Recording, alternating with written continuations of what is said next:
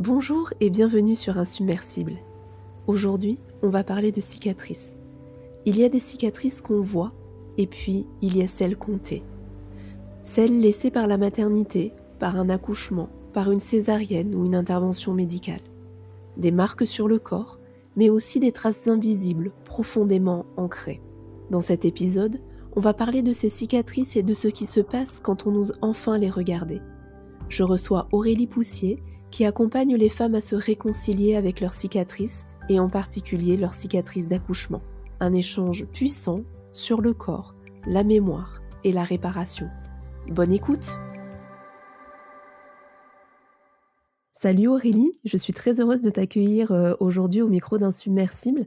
Tu as créé le compte Instagram Cicatrices de femmes, et à travers ce compte, tu donnes la parole aux femmes pour raconter ce que leurs corps ont traversé. Maternité, intervention médicale, traumatisme, des cicatrices visibles et invisibles. Il y en a souvent qui sont tues, elles sont parfois banalisées et elles sont souvent en fait profondément marquantes. Donc on va parler de tout ça ensemble aujourd'hui. Donc de corps, de cicatrices, de maternité et de ce que ça change aussi quand enfin on ose regarder ce qui a été vécu. Donc merci beaucoup d'être avec moi aujourd'hui. Avant de rentrer dans le vif du sujet, est-ce que tu peux s'il te plaît te présenter? Oui, alors je suis Aurélie Poussier. Je suis maman avant tout, enfin dans ce contexte-là, d'un enfant qui est né par césarienne il y a maintenant 7 ans et demi. Voilà, dans mon histoire, il y a la passion pour l'allemand et l'enseignement de l'allemand, il y a la passion pour la pédagogie alternative Steiner-Waldorf, jusque dans ses racines au moment de la petite enfance. Et voilà, il y a cette cicatrice qui est venue bouleverser un petit peu ma vie et réorienter ma vocation vers le soin des femmes et de leurs cicatrices, en particulier des cicatrices d'accouchement, parce que il y a tant à faire là, et puis je me sens personnellement concernée. Et on parle beaucoup de cicatrices en pensant à quelque chose de physique, seulement de physique. Comment tu vois les choses, toi? À vrai dire, au début, quand je parlais de mon activité, en tout cas en Ariège, les gens me demandaient mais de quel type de cicatrice tu parles, et je devais préciser que je parlais de cicatrices physiques. Donc pour les gens, c'était pas aussi unilatéral que pour moi. Et en fait, les gens avaient raison aussi, parce que la cicatrice physique, déjà, souvent, elle a un impact qui est une cicatrice psychique, qu'on pourrait presque appeler une psychiatrice. Et puis, elle a aussi souvent une origine qui est une autre cicatrice psychique.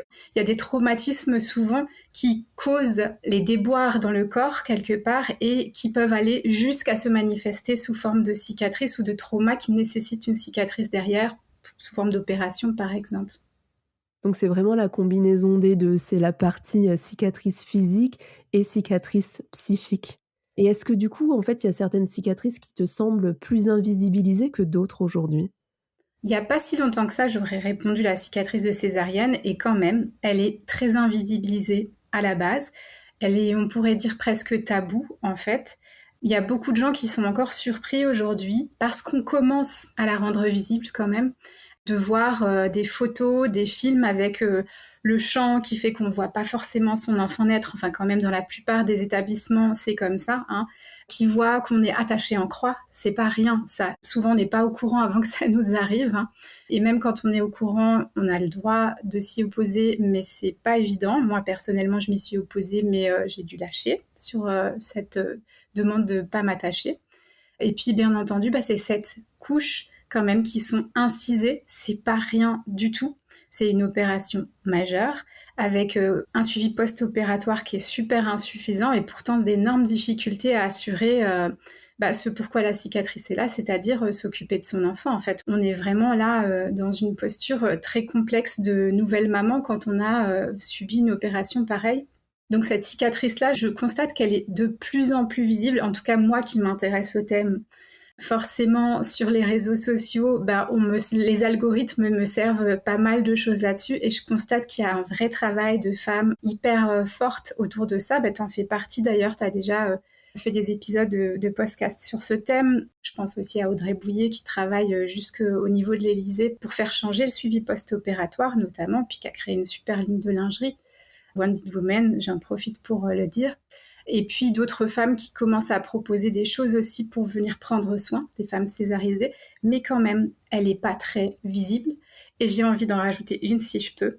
C'est une prise de conscience progressive que j'ai parce que moi, elle ne me concerne pas personnellement, mais j'ai eu l'occasion de travailler avec des femmes qui ont vécu ça. C'est la déchirure. Il y a des déchirures qui peuvent être juste énormes. Et c'est aussi très, très difficile à vivre. C'est physiquement extrêmement douloureux. Et puis, ça peut être aussi un vrai traumatisme, hein. J'en ai pas parlé pour la césarienne, mais souvent, il y a un syndrome de stress post-traumatique après ça. Alors, les derniers chiffres que j'ai entendus, c'est de 15 à 20% des femmes qui vivent une césarienne. C'est énorme. Sachant qu'une césarienne, c'est une femme sur 5. Donc, ça fait vraiment beaucoup de syndrome de stress post-traumatique pour les accouchements en France, en fait, qui sont la plupart du temps pas considérés à l'hôpital ni traités par les femmes parce qu'elles ont un bébé dont elles doivent s'occuper et puis à mettre le couvercle sur tout ça.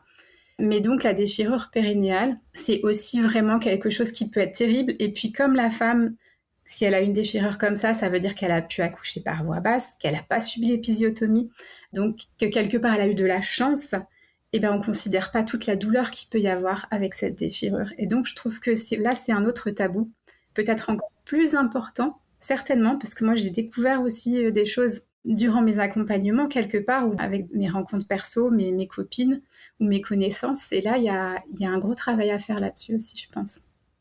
Pourquoi tu penses que c'est comme ça encore aujourd'hui et qu'on n'en parle pas, assez et qu'il y ait pas encore assez de soutien? Alors que du coup, c'est tellement difficile en fait à vivre. J'ai envie de te répondre par quelque chose que j'ai entendu ailleurs. On est dans une société patriarcale quand même, hein. On est dans un monde un peu d'hommes, beaucoup gouverné par les hommes, hein. Même si on essaie de mettre la parité pour les élections comme celles qui viennent, c'est hyper artificiel comme fonctionnement. Et puis souvent, les femmes qui réussissent, elles ont quand même revêtu des costumes d'hommes et puis c'est un peu des dames de fer. Donc on est vraiment dans une société hyper quand même macho, on peut le dire, hein, encore, même dans un pays occidental soi-disant hyper civilisé. Et peut-être que si c'est des hommes qui vivaient des césariennes, ce serait différent. J'ai vu quelques sketchs sur le thème que je trouve formidables et oui, je pense que si les hommes accouchaient, la prise en charge de l'accouchement, du postpartum, les congés après, l'aide à l'allaitement, tout ça, ce serait totalement différent. Mais pour l'instant, on est encore dans une société d'hommes, donc les femmes doivent se battre, doivent se rendre visibles et doivent se faire entendre pour que les choses changent. Et heureusement, il y a des femmes qui le font. Et je leur en suis super reconnaissante.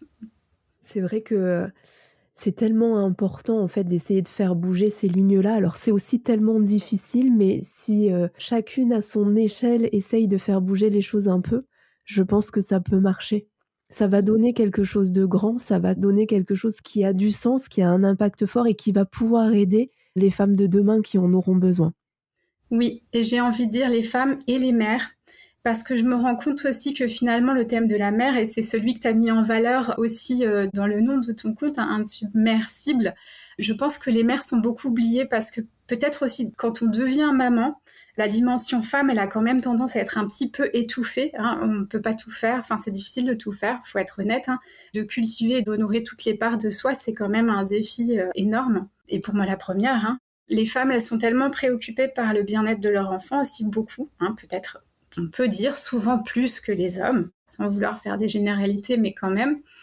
Et du coup, voilà, vraiment remettre au goût du jour, élever sa voix et diffuser l'information et les témoignages sur ces vécus-là, pour moi, c'est hyper important. Parce que c'est pas encore des thèmes qui intéressent vraiment les grands médias et tout ça. Ça commence, hein, ça arrive. On voit dans les maternelles, par exemple, récemment, il y a eu une thématique sur la césarienne aussi par une chroniqueuse. Mais voilà, c'est pas encore assez présent. Les mères sont beaucoup des oubliées de la société. Et comme elles sont dans le jus, elles n'arrivent pas. Voilà, elles n'arrivent pas à se faire entendre. Mais là, il y a vraiment un truc où il faut y aller. Et je suis contente qu'il y ait des podcasts comme le tien pour pouvoir changer la donne, en fait. Ouais, c'est ces petites contributions de colibri qui changent la donne. Est-ce que tu as vu du coup au cours des accompagnements que tu as faits, vraiment des parcours évoluer après le partage en fait d'une mère, sur sa cicatrice? Ouais, ça peut aller super vite. Moi, je fais des accompagnements sur 3 à 4 séances, donc c'est pas énorme. Par contre, ce sont des séances assez longues. Et en fait, c'est énorme le changement. C'est-à-dire qu'une femme arrive, elle a une cicatrice que souvent elle peut à peine toucher, à peine voir, qu'elle ne considère pas faire partie d'elle, hein. Il y a vraiment une forme de rebut.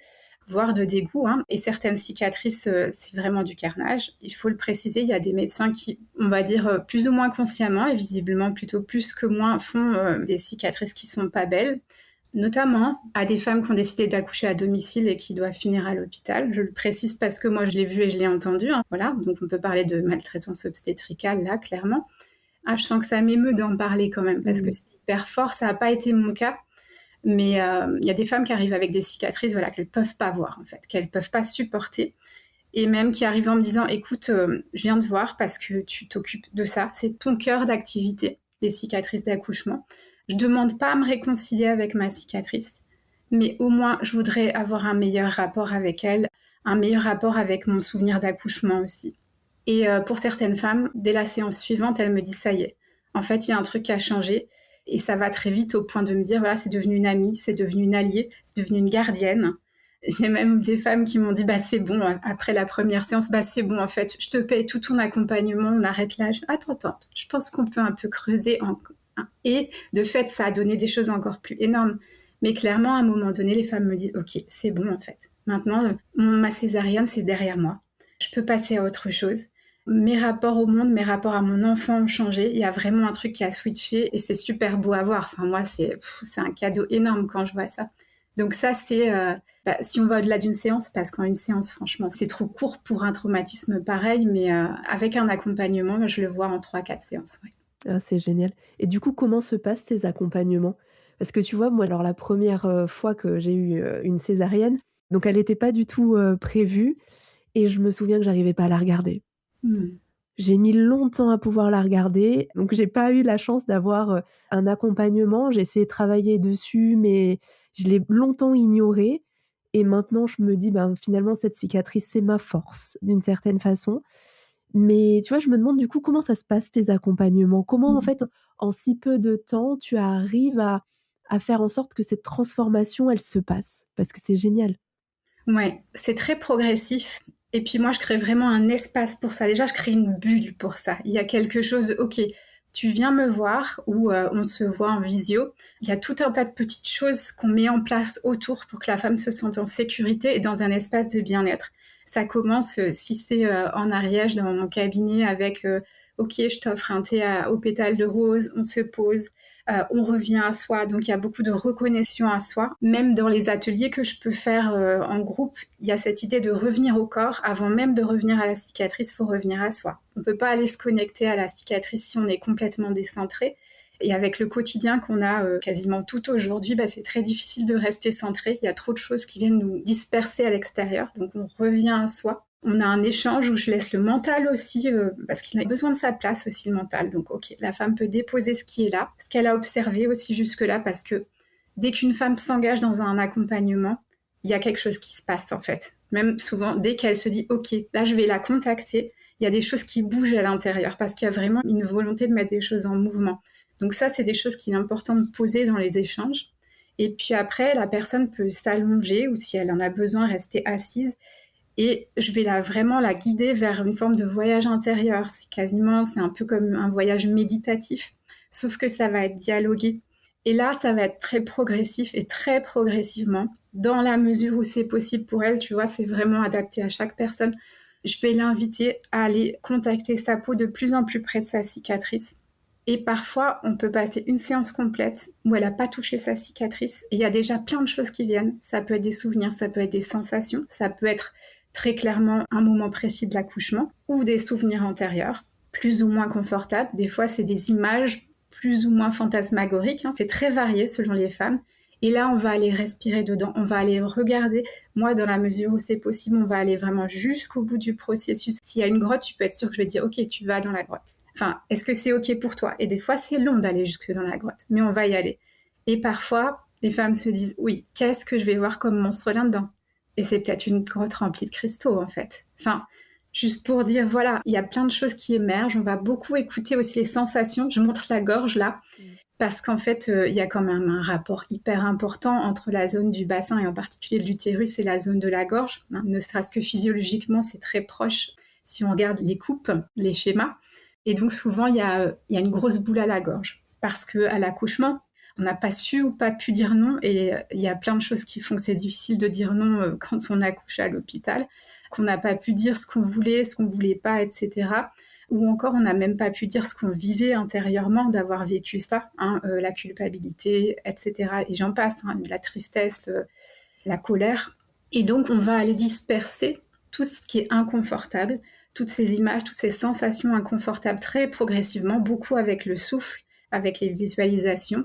Et puis au fur et à mesure, beaucoup avec les larmes aussi, j'en ai pas parlé, mais bon, quand même, clairement, il y a des émotions qui demandent à sortir. Et certaines femmes me disent, mais je n'ai jamais autant pleuré de ma vie.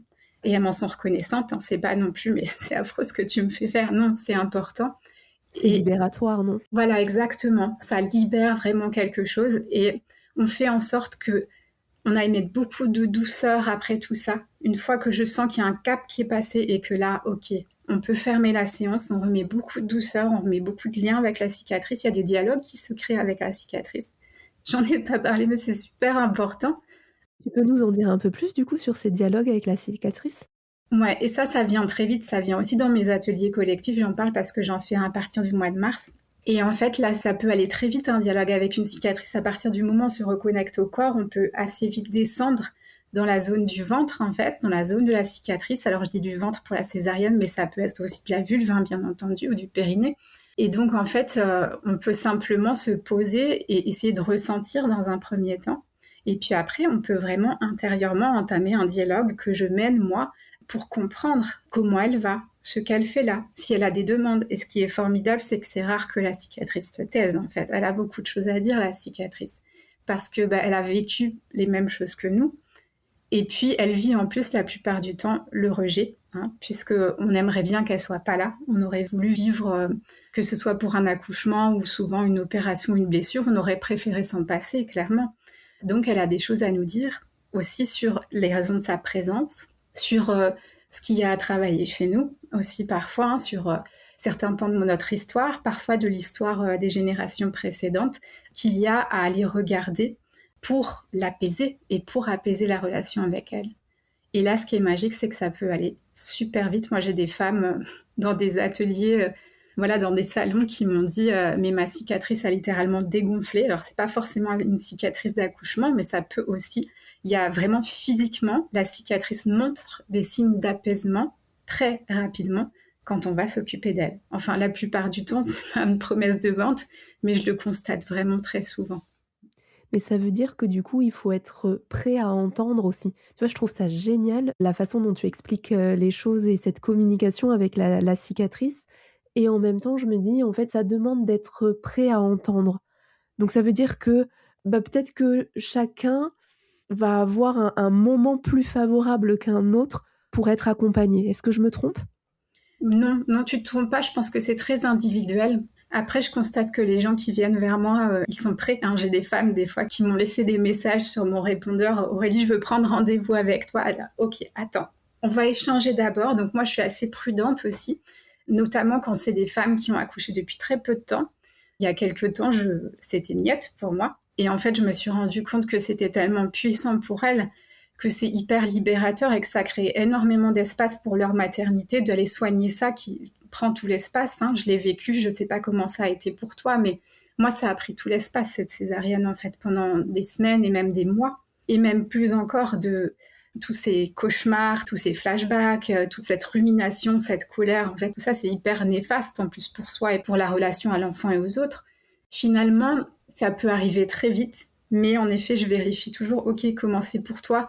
Et quand on est dans un espace de vulnérabilité maximale, notamment de dépression, c'est pas forcément complètement approprié. Là, c'est vraiment au feeling selon chacune. Et dans ce cas-là, je pose aussi beaucoup de jalons. J'y vais avec beaucoup de prudence en séance et même avant, quand on se concerte. Je fais hyper attention à ça. C'est vraiment un accompagnement personnalisé du coup que tu proposes, à la fois en termes de temporalité, mais aussi du type d'accompagnement que tu proposes. Oui, c'est ça. J'ai une trame qui fonctionne super bien, mais les portes d'entrée sont différentes selon chaque personne. Donc oui, c'est hyper personnalisé. Après, ce que je vois quand je fonctionne en groupe, c'est que je pose aussi bien des cadres hyper importants, hyper sécures.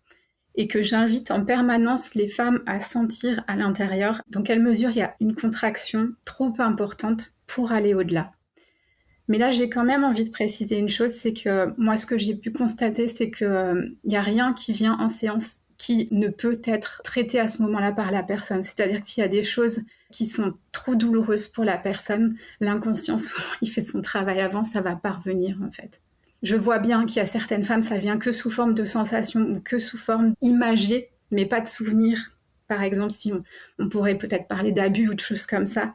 Et j'ai pu voir aussi que parfois des histoires d'abus reviennent en séance et que la femme me fasse « Ah non, pas ça ».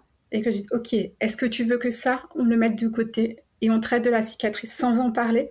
Je te garantis pas qu'on aille au bout du processus, mais on peut tenter comme ça. On l'a fait et ça a fonctionné super bien. Donc, je peux aussi cloisonner, tu vois, dire « Ok, ça, moi, je veux quand même travailler sur ma cicatrice, mais bon, visiblement, il y a des racines dans l'abus, mais je veux pas aller dans ce terrain-là, on n'y va pas en fait. » Sachant que souvent, il y a des thérapies qui sont vécues en parallèle de mon travail. Comme tu parles de ça, qu'est-ce que tu conseillerais comme, accompagnement complémentaire pour guérir cette cicatrice, hein? On est toujours sur cette thématique-là, du coup.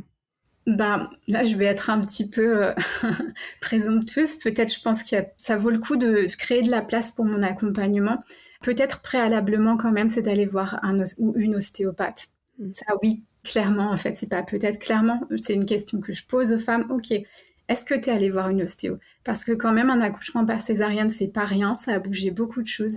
Et ton corps, il a besoin d'un soulagement assez rapide. Moi, ce que je propose, c'est sur plusieurs mois, hein, c'est sur plusieurs séances, donc ça prend plus de temps à se mettre en place et qui est quand même déjà une sage-femme qui soit passée par là, évidemment, hein, après l'accouchement.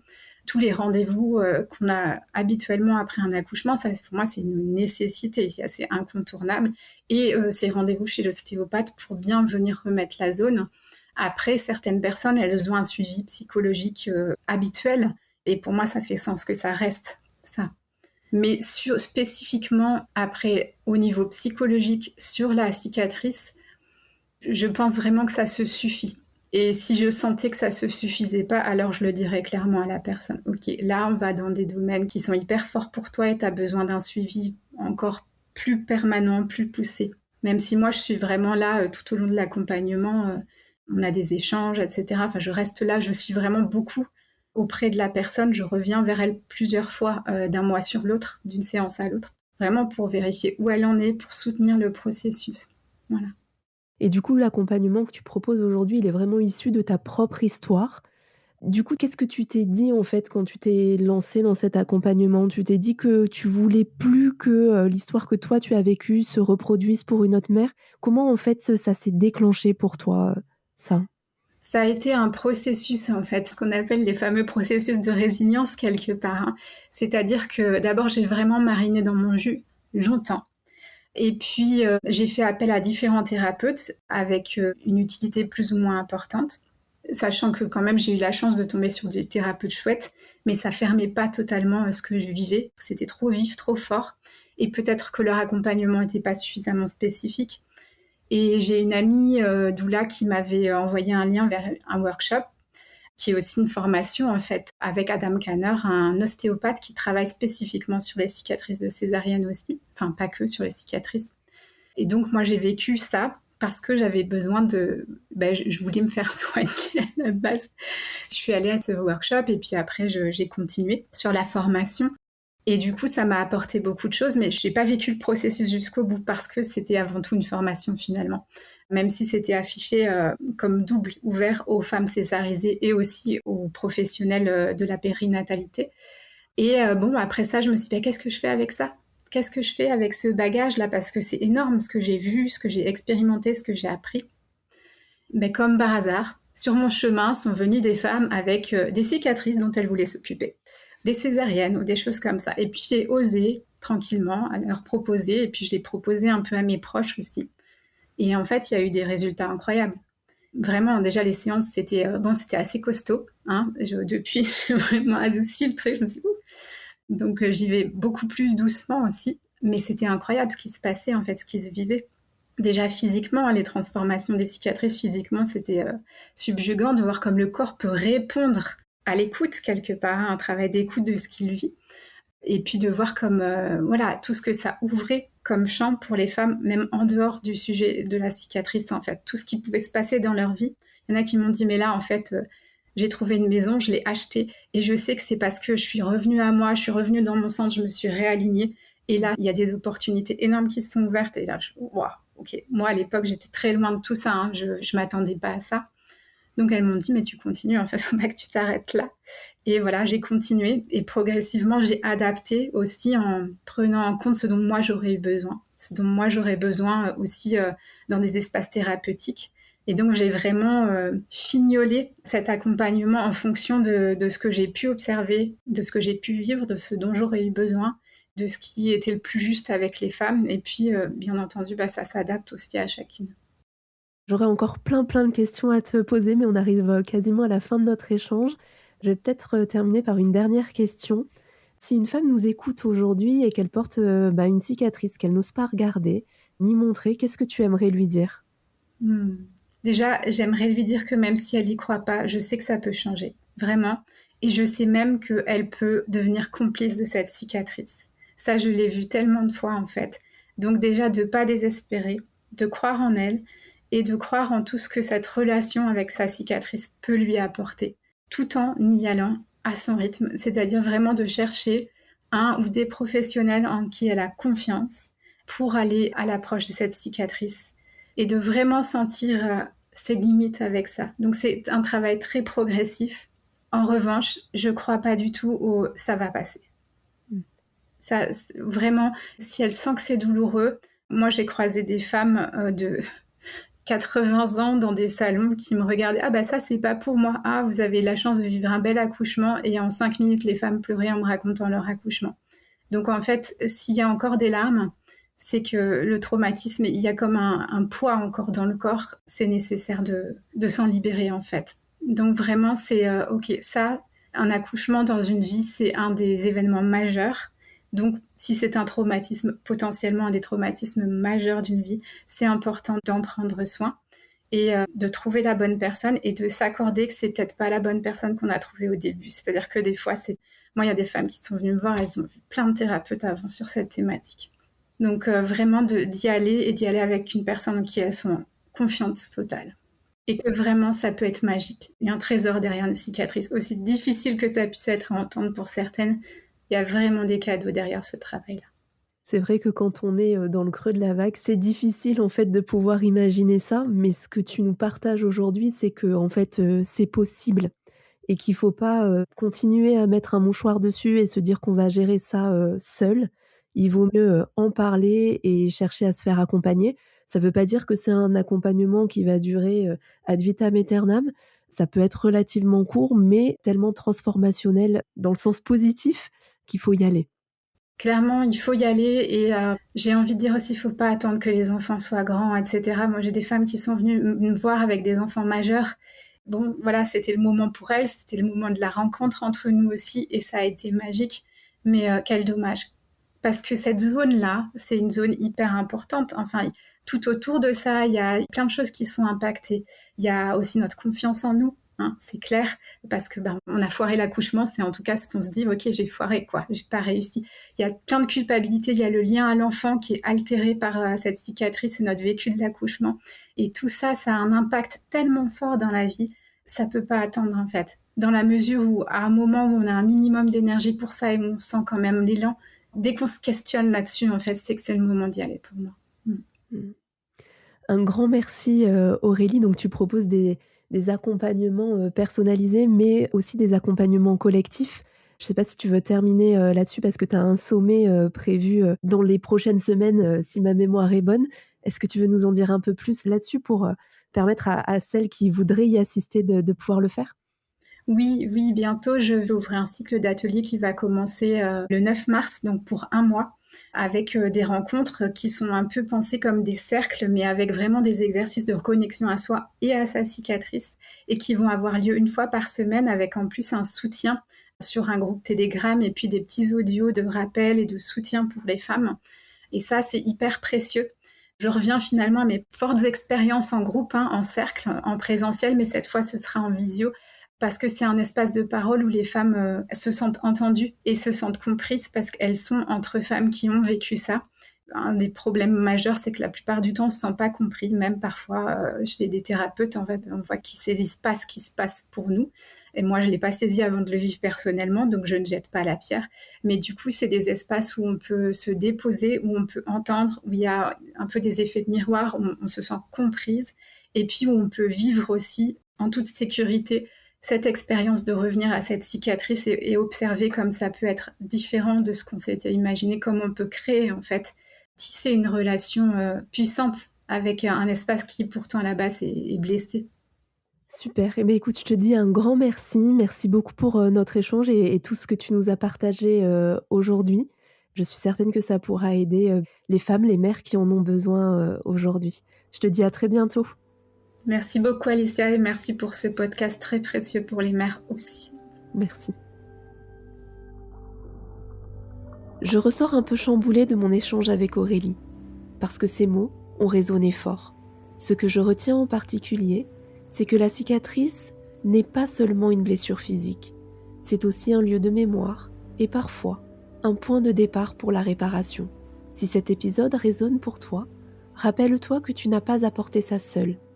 Il est possible de se faire accompagner, à son rythme, quand le moment est juste. Un grand merci à Aurélie pour sa parole précieuse et merci à toi d'avoir écouté Insubmersible. Si cet épisode t'a touché, n'hésite pas à le partager autour de toi. Il pourrait bien aider d'autres femmes, d'autres mères. Je te dis à dans 15 jours pour un nouvel épisode et d'ici là, prends bien soin de toi.